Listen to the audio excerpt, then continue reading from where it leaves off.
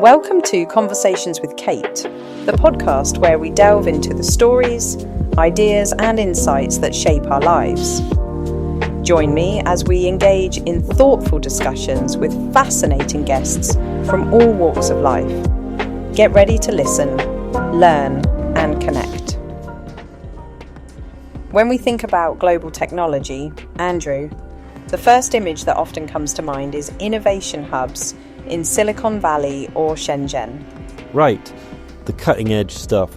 But what we miss is how much of this progress, this foundation really, has been shaped by Japanese philosophies. Exactly. Take wabi-sabi, for instance.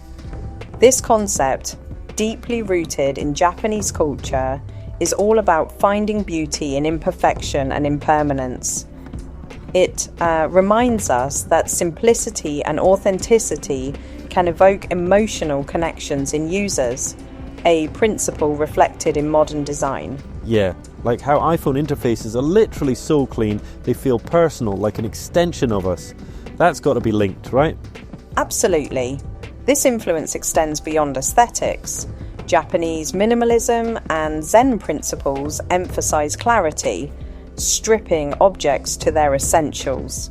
It's something Apple and really a lot of major tech companies have embraced wholeheartedly. And it's not just about simplification. There's this mindfulness to their approach. Even designs as simple as the Muji brand feel like they're intentionally inviting you in, but without shouting for attention. Exactly. There's a deliberate restraint, what's referred to as hodo-hodo, meaning just enough. It's about holding back and resisting the urge to overload, a concept we absolutely need more of in today's digital age, with its constant notifications and overstimulation. Oh, for sure. I mean, every app these days is fighting for space on your screen, your time, your attention. Imagine if developers worked with that hodo-hodo restraint instead of constantly piling on features. It's exactly that mindset that also shapes their manufacturing methodologies. Philosophies like Kaizen and Lean are legendary for their focus on incremental improvement and waste reduction, but their impact isn't limited to factories. Those principles have been integrated into software development methodologies like Agile and Scrum as well. Right, Kaizen. That's the continuous improvement thing, yeah? I feel like it's a game changer when you think about scaling processes without the churn. That's right. I actually saw this firsthand during a visit to a tech expo in Japan. The displays were stunning in their simplicity. No clutter, no over-engineering, just this profound sense of focus on solving specific user problems efficiently. It was a powerful reminder of how intentional design can elevate the user experience. That kind of simplicity is inspiring. It shows you don't need to, throw everything at the wall. Just solve the problem elegantly. Exactly, Andrew. What's fascinating is how these principles aren't just historical. They're actively influencing how we interact with and develop new technologies today. And it all has this ripple effect, like we're not just talking about the past, but how much it's still shaping, what we create now and in the future. Precisely. These deep cultural philosophies are the quiet forces behind so much of our modern technological world. Kate, all the principles we just talked about, mindfulness, simplicity, that hodo-hodo restraint, they remind me of one game-changing device that really embodied those ideas, the Walkman. I mean, it set the stage for how we interact with tech on such a personal level, right? Absolutely. The Sony Walkman was revolutionary, not just for its technical ingenuity, but for how it changed the way people experience the world. It introduced the Walkman effect, a profound cultural shift where listening became a deeply personal activity. It basically gave us permission to carry our own little world of sound. I remember my first Walkman. It was silver, bulky by today's standards, but it felt like owning the future. That thing was my gateway into tech obsession. Bit of a geek after that, even though I still can't cook to save my life. Well, it's fascinating, Andrew. By fostering that sense of individuality, the Walkman quietly set the stage for portable audio as we know it. It wasn't just a device, it was a culture. One that influenced the Discman, the iPod, and even today's smartphones. And don't forget, it changed the dynamic of public spaces, right? All of a sudden, commuters were rocking to their own soundtracks. No more awkward train rides. You could just plug in and tune out. Exactly. It created this fascinating relationship between technology and urban life. The bubble effect, some called it. It empowered people to craft their own experiences while navigating public environments. But it did attract criticism for fostering, detachment, didn't it? Yeah, it was seen as kind of isolating back then. Funny when you compare it to today, where we actually amplify that idea with noise-cancelling headphones and curated playlists. Same principle, just way more tech. And yet, for many, that isolation brought comfort, a calm reprieve in bustling surroundings. That's why it resonated so deeply. Sony understood a latent human need for control over one's environment, and they turned it into an experience, not just a product. Like they saw the future before we even knew we needed it, and the design too, so sleek for its time, lightweight, portable, and those headphones. I mean, they weren't just functional, they looked cool. Minimalism at its finest. Minimalism, yes, but also intention. Every design element, every feature was meticulously thought out. No bloat, no unnecessary complexity. It's a hallmark of Japanese tech philosophy that continues to influence product design globally. And even though the iPod kind of stole the spotlight later, you can't ignore the Walkman's legacy. It started this whole personal tech movement, portable, user-focused, and way ahead of its time. It's a remarkable reminder of how profound simplicity can redefine user experience. And that ethos, Andrew, isn't something new. It's deeply rooted in Japanese design principles. And speaking of simplicity redefining user experience, Andrew, we can't talk about that without mentioning Steve Jobs. His deep admiration for Japanese culture, especially Zen, was pivotal in shaping Apple's design philosophy. It wasn't just about removing the unnecessary, it was about simplifying complexity at its core, wasn't it? Yeah, like that whole thing he had about making internal components just as beautiful as the outside. Totally obsessive, but in a good way, not the creepy kind. Exactly. He believed beauty wasn't just external. It had to seep into every layer, even the ones users might never see. And Zen principles, like Kanso, simplicity in form and function, shape this approach profoundly. It's why their stuff just feels, effortless. Like you pick up an iPhone and there's no learning curve. You're just in. Know what I mean? Absolutely. It embodies the Zen concept of mindfulness, where every tap, swipe, or scroll feels intentional. This principle shows respect for the user's time and mental load. Right, so instead of overwhelming us with features, it's more like, hey, here's what you actually need. No unnecessary bells and whistles, just like focused utility. That's closely tied to hodo-hodo, the idea of leaving room, doing just enough and no more.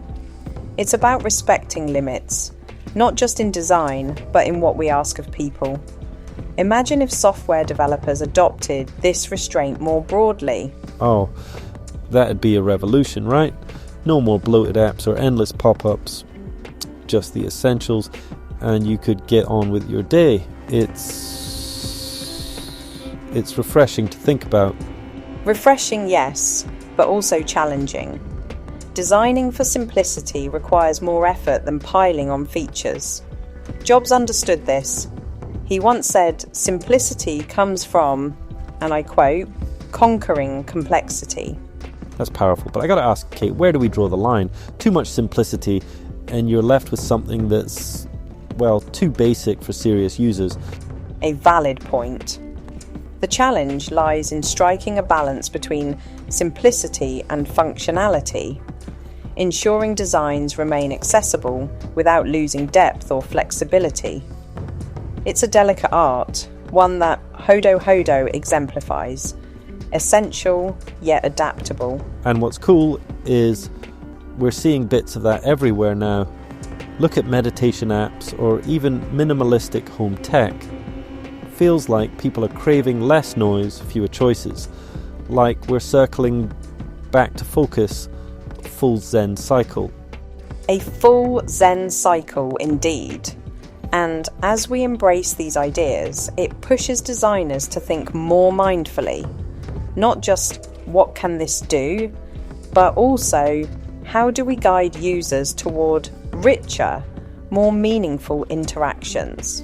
Makes you wonder how much good tech might have slipped past us because it tried to do too much instead of nailing the basics. A thought worth pondering, Andrew. Intentionality is key, and as with hodo-hodo, it all comes back to respect. Respect for the user, the medium, and ultimately for the world we're building around us. That idea of respect and mindfulness you mentioned, Kate, it definitely reminds me of another giant in the tech world, Akio Morita. He's right up there with the absolute legends, don't you think? Oh, absolutely, Andrew. Morita co-founded Sony, and his vision wasn't just about technology. It was about connecting people to experiences.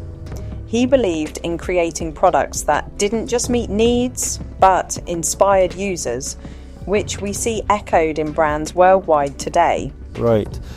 Like the Walkman we just talked about, it wasn't just a device, it was a whole movement. That's proper legacy stuff.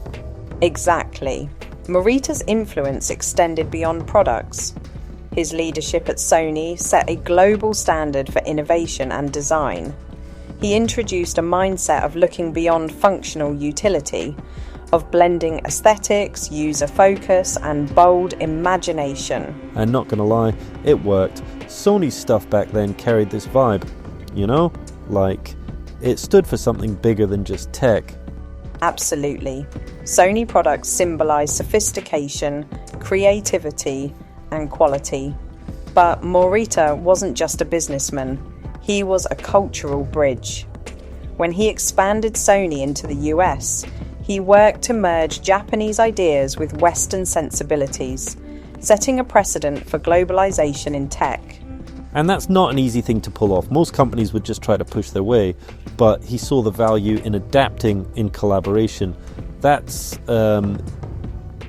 pretty rare even now. It truly is. And in that same vein, another visionary who crossed cultural and creative boundaries was Issey Miyake. His work as a fashion designer might seem unrelated to technology at first glance, but his philosophy of simplicity and innovation resonates deeply here. Oh, definitely. I mean, Steve Jobs swore by Miyake's black turtlenecks, didn't he? They were like a uniform for him. But what makes Miyake special for tech, Kate? Miyake's designs were both functional and avant-garde, but it's his pleats please line that really stands out in this context. The pleats were created through a breakthrough process, melding craftsmanship with technology. That same innovative spirit mirrors what we see in groundbreaking tech products. Right, it's about transforming an idea with precision and heart, yeah? Like taking something normal and making it exceptional with the right mix of creativity and tools. Precisely. Miyake and Sony both exemplified this ethos. They pushed boundaries without ever losing sight of the human element, that connection between the product and the person using it. And that connection is what sticks with us. It's not just tech or design, it's how it makes us feel, how it fits into our lives. That's real influence. Exactly. It's a reminder of how thoughtful innovation can transcend function, becoming something that inspires creativity and joy, not just for the individual, but for the culture as a whole. Andrew, as we've been exploring ideas like thoughtful innovation and cultural blending, one concept feels especially relevant to how we approach innovation at Disruptive Live and Space's metaverse. It's this idea of hodo-hodo, moderation, just enough. Yeah, the whole restraint thing, right? Like pulling back intentionally instead of overloading. It's such a rare mindset though. So many apps and platforms today practically scream for attention like, use me, look at me. Exactly. And that's what makes hodo-hodo so compelling. It's about respecting users, giving them exactly what they need, no more and no less. This principle guides how we design our live tech events and virtual spaces. We aim for informed, enriched experiences without overwhelming our audiences with unnecessary noise or distractions. Right. Like how we structure the metaverse environments. Instead of cramming every feature in there, we focus on creating spaces that feel, usable and breathable. Something people actually want to get into without feeling like it's a tech headache. Precisely. It's about intentionality. Leaving enough room for users, whether that's attendees at our events or participants in Space's metaverse, to engage and connect in their own ways. Taku Sato described this as co-creation, where the user completes the experience. It's not just our design, it's theirs too. Makes sense. And, it's kind of freeing as a designer or developer too, isn't it? You don't have to burn out trying to pack every bell and whistle into a project. It is freeing and more sustainable, both environmentally and emotionally. A hodo-hodo mindset acknowledges that more isn't always better. It's a stark contrast to the relentless upgrade culture in tech, one that leaves both creators and users constantly chasing the next thing. Totally. And it's also healthier for us as users, right? I mean, we're so wired these days, juggling a million notifications. It's like technology without breathing space is just noise. Exactly, Andrew. What we've seen is that people increasingly crave that breathing room, not just in design, but in how they consume content altogether. And we're in a position to deliver that. By embracing hodo-hodo, we create experiences that are mindful, respectful, and ultimately more impactful. It's a lesson for all of us, I think. Simplify, focus, and trust users to fill in the gaps. Just like Sony nailed it with the Walkman and Apple with Zen-inspired design, hodo-hodo reminds us to step back and let tech and people just be.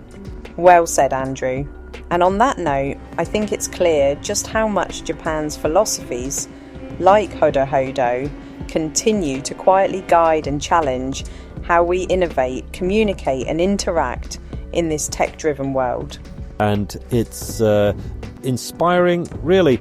So, with that, thanks for sticking with us. This has been such a great deep dive into the quiet but powerful influence of Japanese thought on global technology. Absolutely. And as always, Andrew, it's been a pleasure unpacking these ideas with you. To our listeners, we hope you found it as fascinating as we did. Until next time, remember, sometimes less really is more. See you all soon.